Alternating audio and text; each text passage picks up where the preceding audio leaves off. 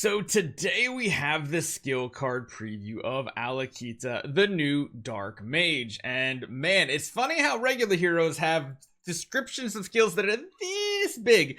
And then we have descriptions for transcendence heroes that are like a dictionary, an encyclopedia. It's gigantic. Now, sadly, from first glance, it doesn't seem like this hero is going to be anything special. But we have to see. We'll have to see. Let's go over it. It does feel like lately they're just like copy and pasting abilities and skills from one hero to the next. It's almost like they don't care about regular heroes anymore at all. Let's go over the skills. Let me know what you guys think. Hopefully you guys enjoy this one. Let's get going.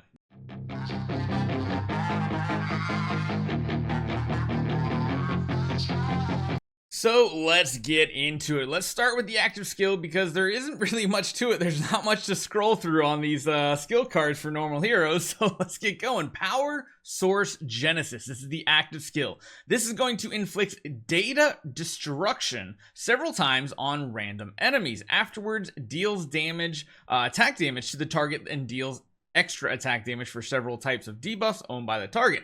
That data destruction is randomly going to inflict several of the following effects for several rounds, decreasing the enemy's attack, their damage reduction, their speed, their energy, which is interesting, armor, crit, and crit damage. So there's a lot of RNG there because again, it says several times, but we don't know how many debuffs that's going to do. If it's a ton of debuffs, could have potential. It could be damage reduction, reducing their energy. All those things are pretty good. I feel like decreasing crit and crit damage isn't as useful most of the time, but pretty interesting. Very, very simple active skill. It really depends on how many random enemies this is hitting. Typically mages hit like 3 to 4 targets, so I'm hoping that's exactly what this active skill does.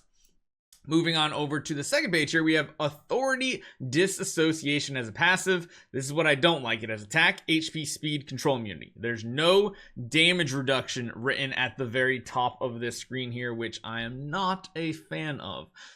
Passive skill Data Emergence changes the basic attack to deals attack damage to random enemies with a chance to randomly remove several attribute buffs from the target. Afterward, there is a chance to extend the remaining rounds of all dots, attribute reduction, and control effects on the target. So that's kind of interesting because having a chance to extend the control effects of something matters in game modes that don't really have anything to do with purifying. Granted, I think that might be one kind of situation where this hero does really well is when you want to put tons of debuffs on the enemies, it could work out good. On top of that, might have some synergy with Doppelganger Natalia, which is just interesting. And again, it really comes down to how many targets this ability hits. It says random enemies. My guess is just 2 though. Next up for passive skills, we have Overrun Computing. At the end of each round, grants data augmentation on all allies, excluding yourself. So that kind of sucks as far as like early game goes, but later game that would help your normal heroes that are doing your damage potentially. This is going to give random several buffs to your team, including increasing attack, damage reduction, speed, energy, armor, crit, and crit damage. Now, the one thing I thought was really interesting is it has a chance to increase energy.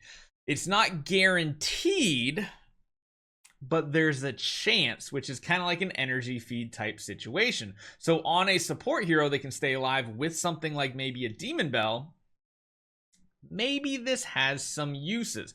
So you have data augmentation for allies. You have data destruction for enemies. So she is all about buffing her team, debuffing the enemies, and then of course her active skill does additional hits based on the number of debuffs owned. So my guess here with this portion is they're talking about the number of different debuffs, not like 20 stacks of poison are going to equal 20 hits with this. But if they have like a poison, bleed, although maybe even dots don't even count. Maybe it's only attribute effects. Well, oh man, there's actually a lot to test to see how this actually works. Does it work with attack style debuffs like these that you see down here? That's going to be interesting because this could hit a crazy number of times if you have a bunch of different debuffs. Does this include marks as well? Things like Heart Watcher, Amun Ra, does it count those things? Does it count skill effects? Probably not. I would not say it would count skill effects.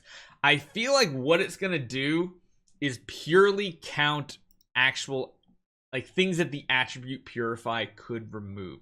This one's interesting too. The Data Emergence deals attack damage to random enemies with a chance to randomly remove attribute buffs from the target.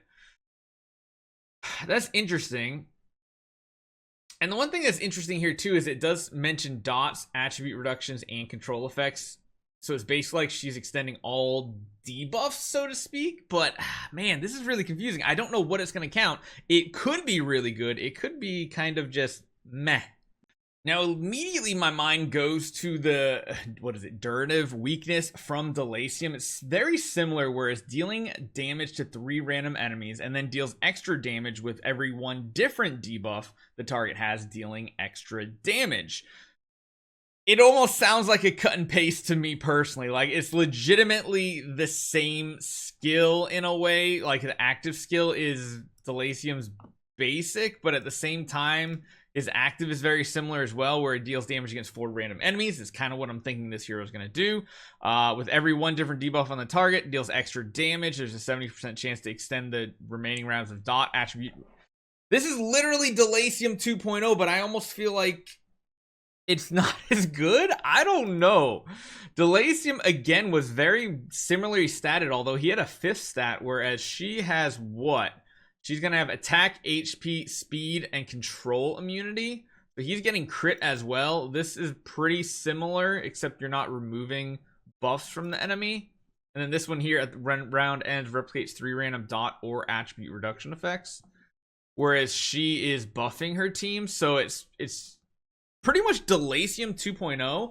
But if this does go in the form of a transcendence version of Delacium, that could get pretty spicy with dot damage dealers in PvE situations. And this really kind of makes me think a dot damage dealer combo could actually be a thing because of Ode to Holy Light on Doppelganger Natalia. This in combination with that hero is going to be pretty sweet. There's a 100% chance to replicate 2 random attribute buffs from self to allies, and then of course the main skill here, there's a 100% chance to replicate 2 random attribute reduction effects from self to enemies as well. So she could be stacking tons of buffs up in combination with this hero that's going to be putting a bunch of buffs on us. On top of that, we might have some energy feed, and if we could maybe have some crazy dot damage dealer like Mutated Fungus G-Ster, this could get a little out of control, and it kind of makes me interested to see something new in the meta potentially. So the big question is there going to be a Transcendence version that can take these type of Delacium-esque abilities and make a Transcendence team that can do something very similar to what Delacium did in the past? Hopefully you guys enjoy this one. Let me know what you guys think, and I'll see you guys next time.